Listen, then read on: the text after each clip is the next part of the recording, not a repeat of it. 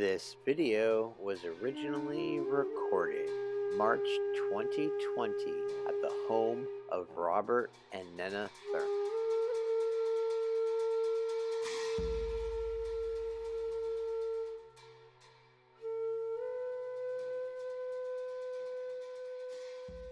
Okay. Hi everybody, this is Bob Thurman again, and I'm going to do a short podcast on the occasion of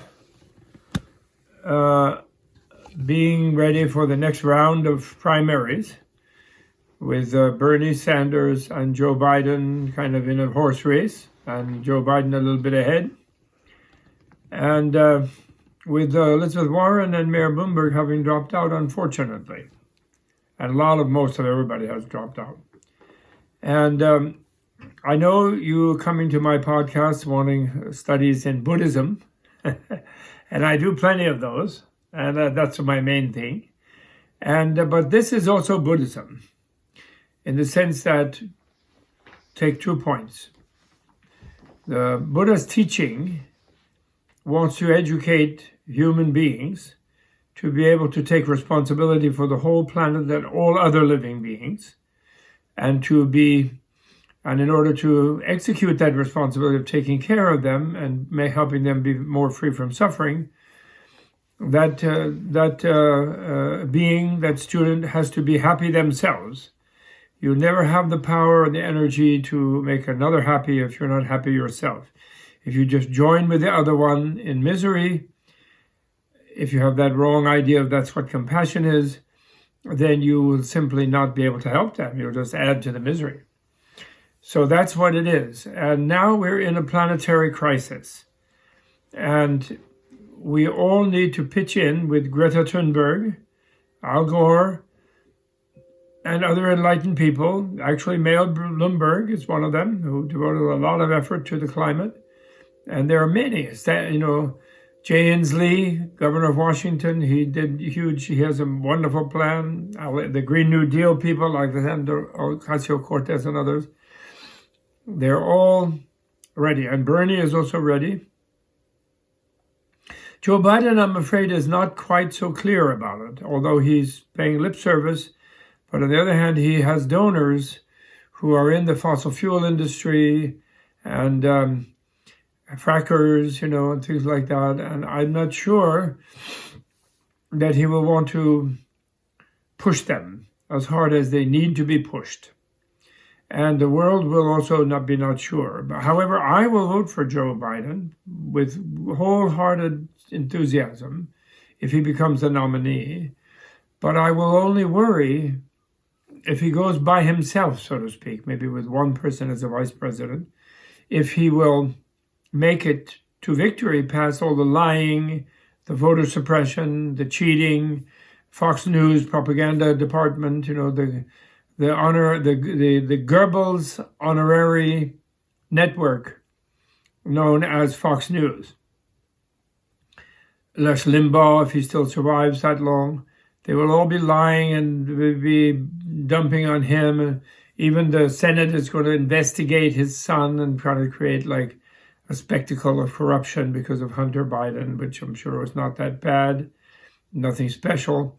But they will make a huge stink about it. And can he survive all of that if he goes by himself? And similarly, in the other direction, if Bernie should win, I am worried whether by himself Bernie can win. And here I have to call Bernie to account a little bit. Of course, I will vote for Bernie with total enthusiasm, total support if he becomes the nominee.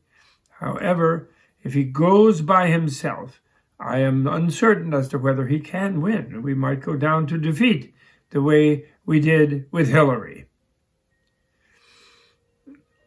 She won even the popular vote, but she was still defeated because she went by herself.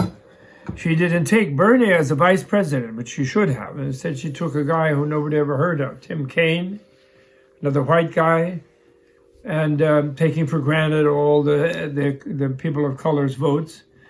And she got a lot of them, I'm sure, too, but not all of them, and not with the level of enthusiasm. she would have had the young people, the Bernie people, been out there really stretching their energy and their effort for her, as she would have had she taken Bernie as a vice president. He was the runner-up. He should have been the vice president. So my point is that where I'm saying I'm calling Bernie to account is this. He did all through 2016, he has ever since, and he did this time, and I applaud him for it, saying we need a political revolution. Elizabeth joined him, although I wouldn't say he joined her, actually, unfortunately. And we do need a political revolution, and just so people know, what a political revolution means is not a violent revolution. It's not life and death revolution. It's a revolution through the ballot box. It's a revolution through voting, through people getting out and expressing their determination that things should go in a good way. Going all by yourself to the presidency after defeating your rivals in the primaries is not a political revolution. It is politics as usual.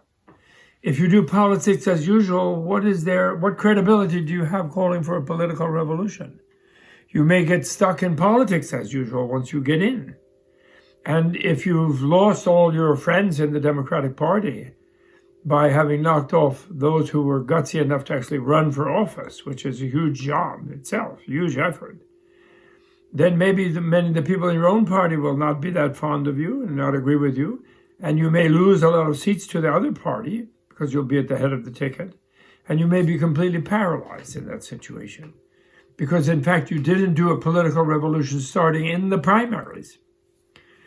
So I want to see what is the alternative to going by yourself.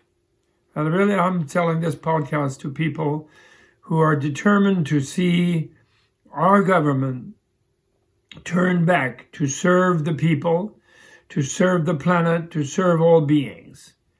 And that's very Buddhist. So those of you who are my Buddhist friends, please don't be upset that I'm just talking about U.S. politics.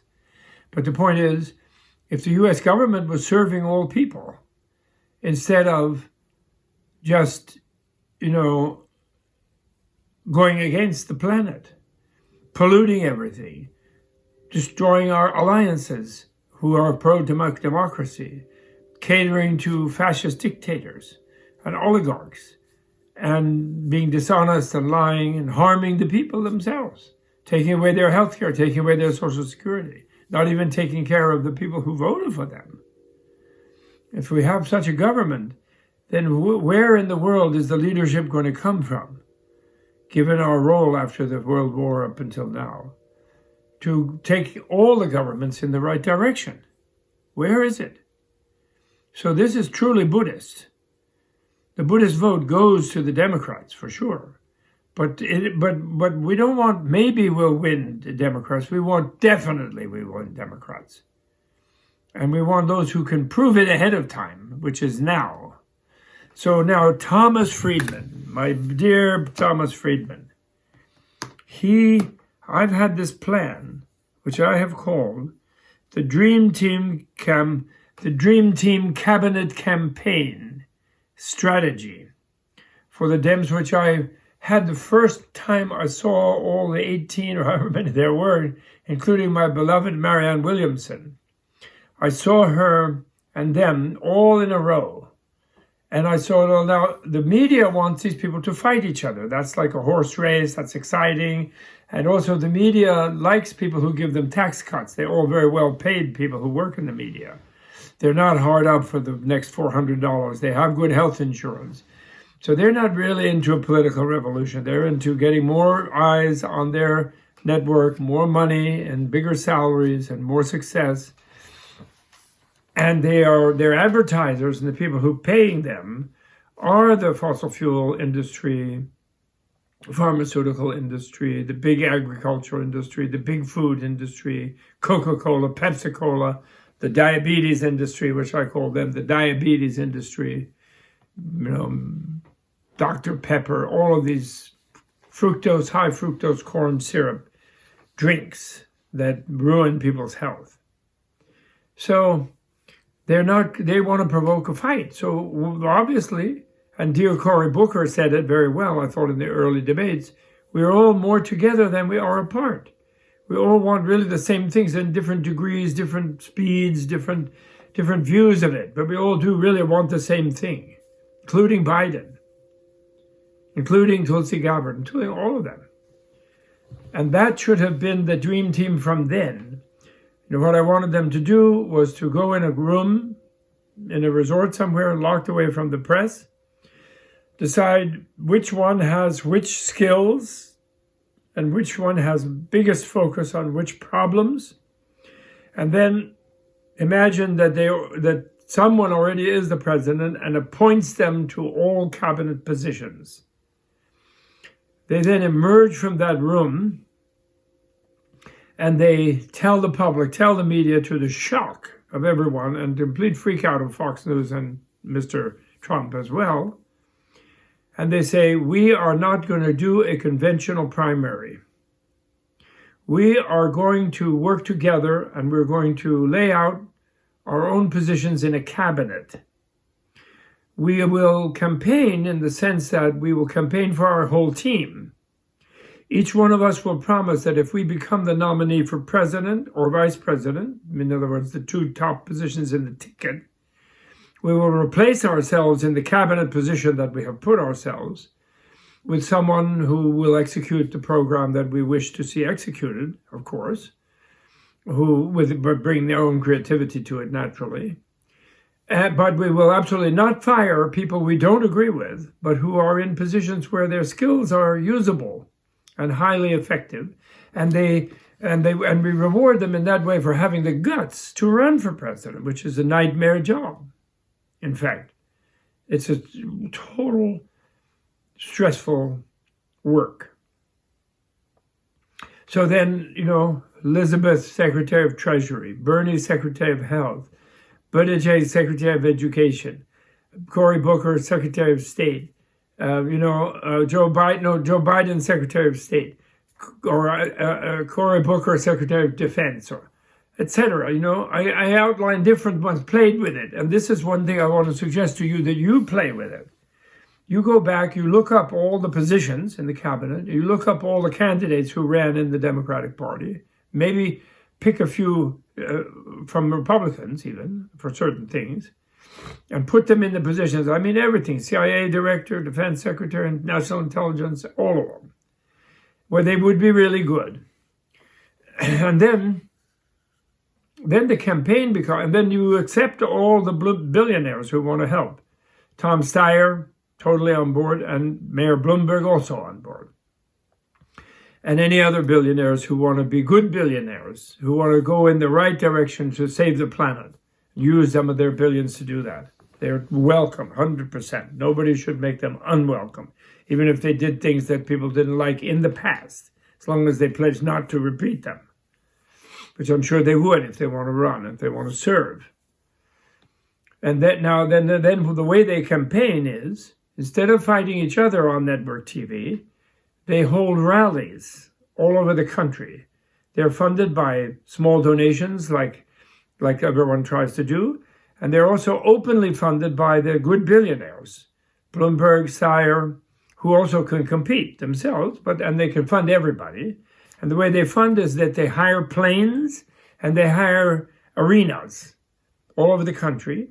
And by 2s and 3s and 4s, the candidates go to these places and they hold rallies. After all, the liar in chief is going there all the time campaigning. That's all he does is campaign. He doesn't govern, doesn't know what to do about governing. He campaigns. And he lets people who he's put in who are quite not nice people, like people who hate immigration are running immigration, people who hate ecology, they're the head of EPA, but he doesn't govern other than that, putting in people who are against whatever the agency is supposed to do, he puts them in there. Rick Perry, Secretary of Energy, who said in earlier campaigns he would abolish the Department of Energy. So they would be campaigning like that for their team as a whole, and then they would, when the primaries came up, people would cast their votes, and the ones with the highest number of votes would be the president nominee. The one with the second highest would be the vice president nominee, and the others would be those cabinet positions for which they had mutually decided they wanted. Or some of the senators like Amy, maybe even Elizabeth, might decide that it was so important to have the Senate back, maybe they would stay in the Senate. I don't know. It's up to each one. But the point is, basically, you take the diversity and the disagreement between the different rival people, and you take that into the White House around the cabinet table, so that the people feel, who are affiliates or aficionados of each one of the people, would feel their person has a voice there. Maybe they'd be disappointed their person wasn't the president, but they didn't get the most votes.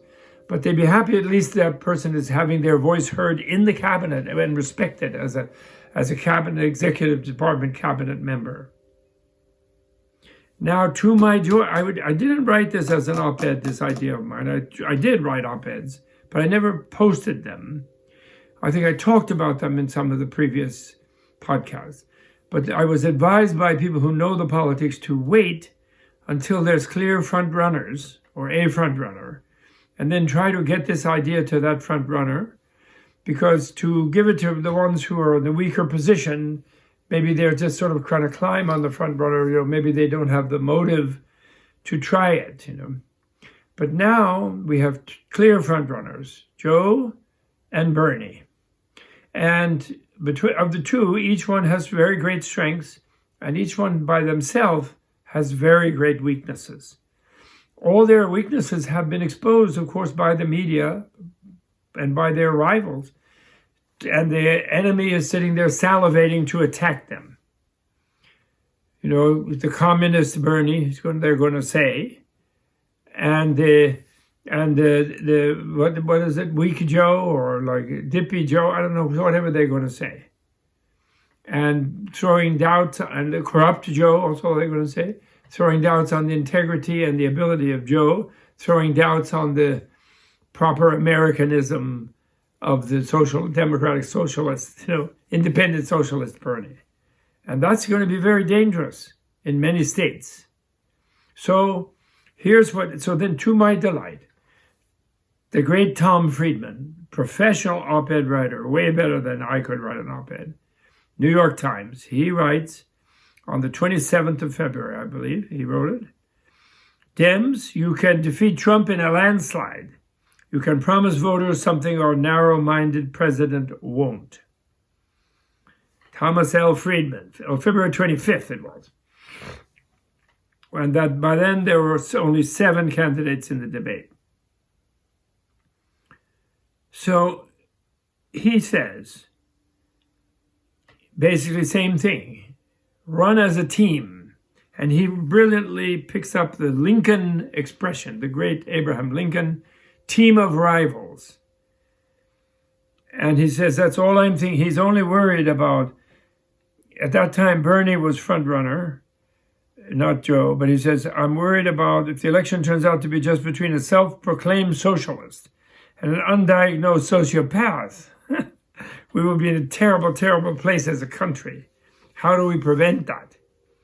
That's all I'm thinking about right now. He's thinking about it. I've been thinking about it only for 6, 7, 8 months. That's all I can think about. And a lot of us, I know, not just me. I'm retired. My short answer is the Democrats have to do something extraordinary.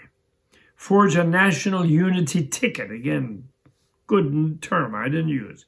National unity ticket, the likes of which they have never forged before. And that's true even if Democrats nominate someone other than Bernie Sanders. What would this super ticket look like? Well, I suggest Sanders, and here he puts Michael Bloomberg, because at that moment Bloomberg looked very strong.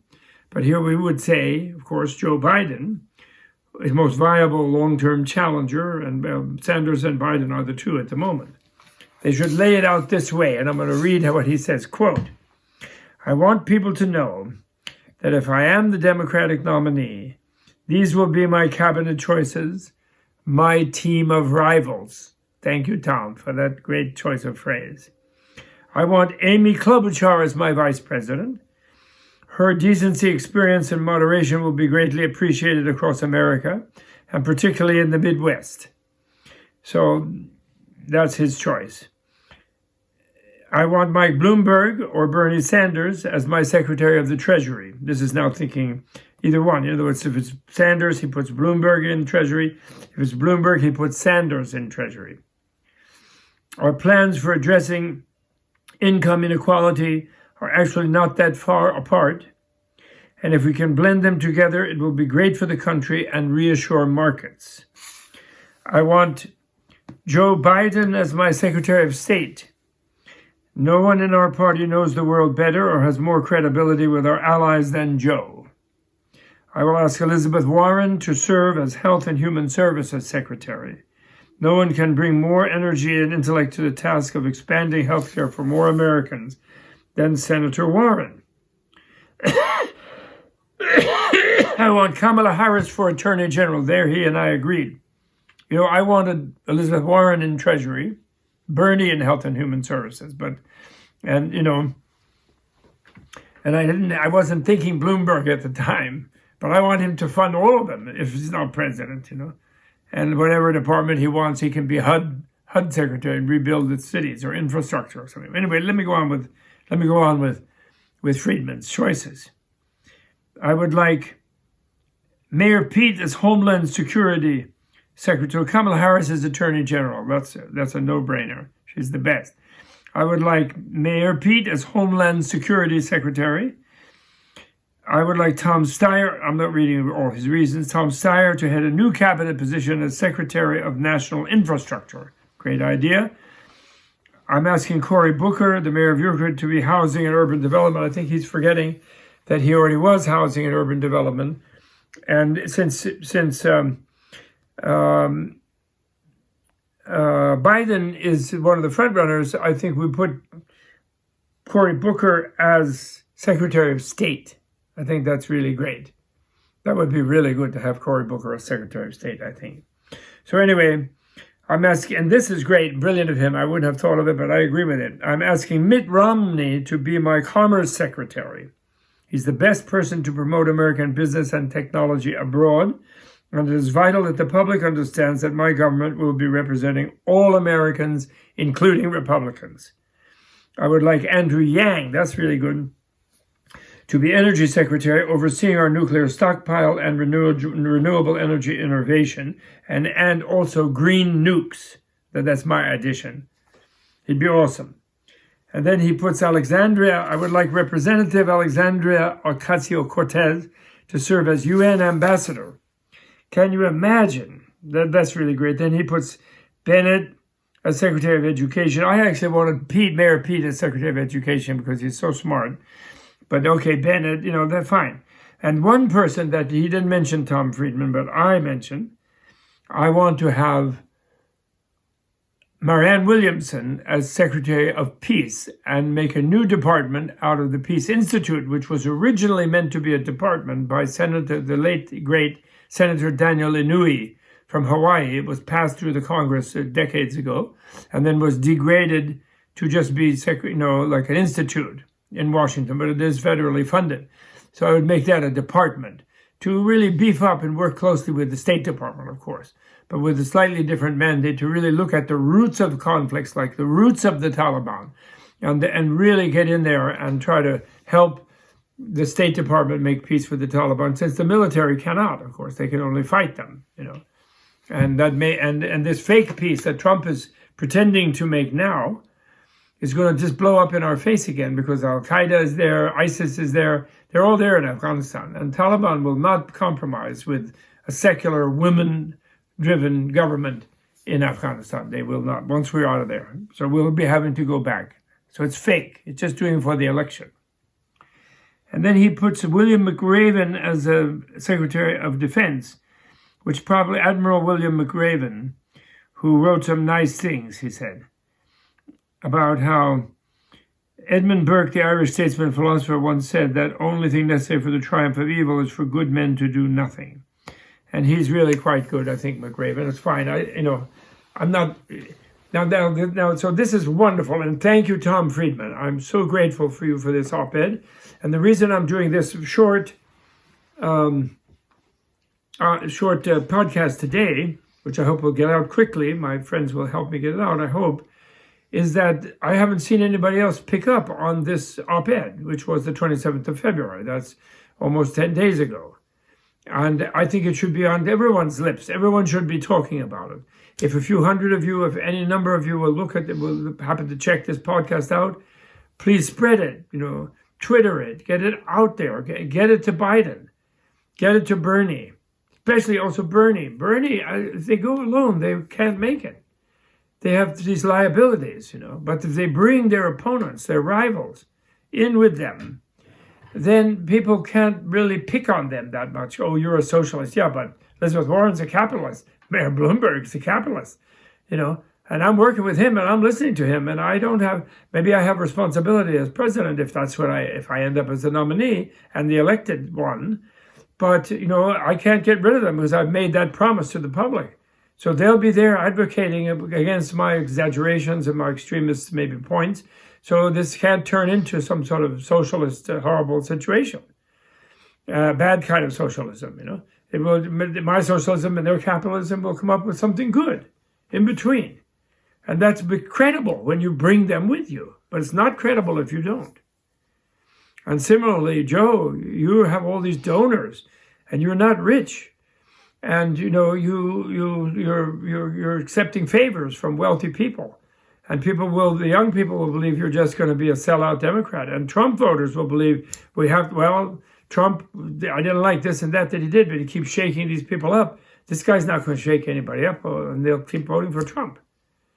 But if you bring political revolutionaries, Elizabeth Warren, Bernie Sanders, in there with you, even Sanders would be your runner-up, obviously, at the worst, he'll be your runner-up, and you bring him in as vice president. Then it's very credible. It's the new Joe. It really is the new Joe. And you have to tell your donors, and you don't really have to suck up too much to your donors because you got Mike Bloomberg. He's donating everything to everybody. And he should get some really excellent position, whichever one he wants. He can be Secretary of State if he likes. Because he's funding everyone to get it right, and he doesn't want anything for it. He has enough money. He doesn't need any more things. That's the kind of people you can accept big money from. That's the good billionaire. And try not to say the word rich and billionaire like it was an insult. In our system, that means they worked hard. They were lucky. They did something. We have a fake billionaire, pretend billionaire, or in the White House even. And he's not bad because he's a billionaire. He's bad because he's not a billionaire. And he's using the government to try to become a billionaire and overcome all his bad management over his lifetime and all his bad debts and all his burning of people who work for him and so forth. And that's all well known.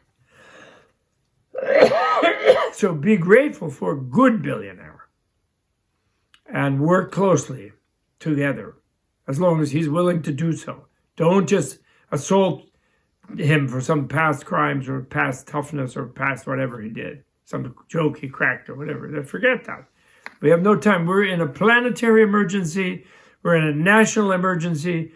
Team of rivals, national unity, campaign and platform, as Tom Friedman urged you to do, who is the voice of millions of readers who approve of Tom Friedman.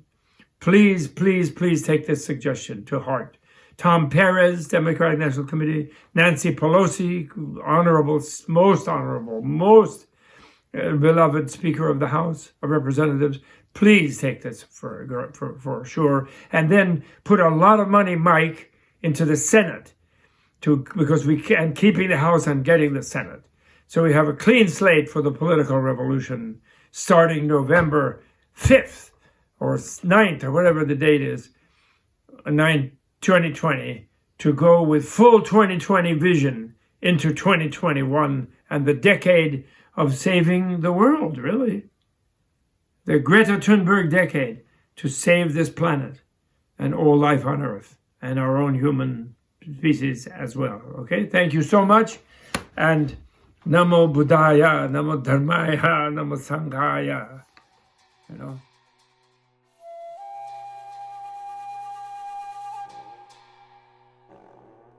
This video was brought to you in part through the generous support of the Tibet House US Menla Retreat and Dewa Spa membership community.